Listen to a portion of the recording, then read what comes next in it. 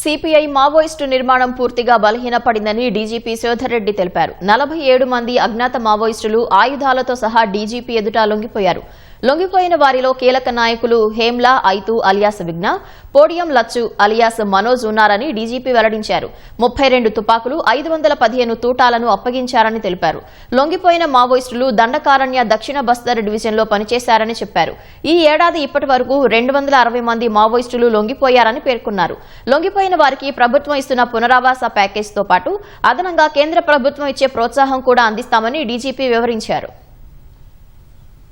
పోలీసుల ఎదురుగా 47 మంది అజ్ఞాత సిపిఐ మావోయిస్టు లొంగిపోయినారు. 32 తుపాకులతో బయటకు వచ్చిందన్నమాట. లొంగిపోయిన వాళ్ళల్లో స్టేట్ కమిటీ మెంబర్ ర్యాంక్ ఉన్న ఆయన ఒక ఆయన, డివిజనల్ కమిటీ మెంబర్ ర్యాంక్ ఉన్న ఆయన వాళ్ళు 3, ఏరియా కమిటీ మెంబర్ ర్యాంక్ ఉన్న వాళ్ళు 24 మంది, 24 మంది, పార్టీ మెంబర్ ఆబ్లిక్ దళ సభ్యులు ర్యాంక్ ఉన్న వాళ్ళు 19 మంది, ఇట్లా 47 మంది ఈ రోజు తెలంగాణ పోలీసుల ముందు లొంగిపోయిండ్రు. మొత్తం వివిధ తుపాకులకు చెందినటువంటి 515 అమ్యునిషన్ కూడా తీసుకొని వచ్చారు.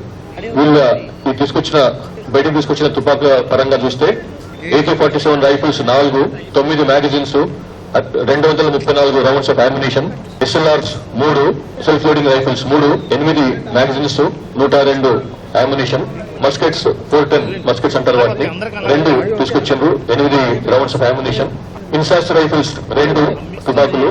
సో ఈ రోజు ఆయుధాలతో పాటు వచ్చినటువంటి 47 మంది అజ్ఞాత సిపిఐ మావోయిస్ట్ కాడర్లకు రాష్ట్ర ప్రభుత్వం, కేంద్ర ప్రభుత్వం కల్పించేటువంటి పునరావాస సహాయం ₹1,50,00,000 వీరికి పంపిణీ చేయబడుతుంది.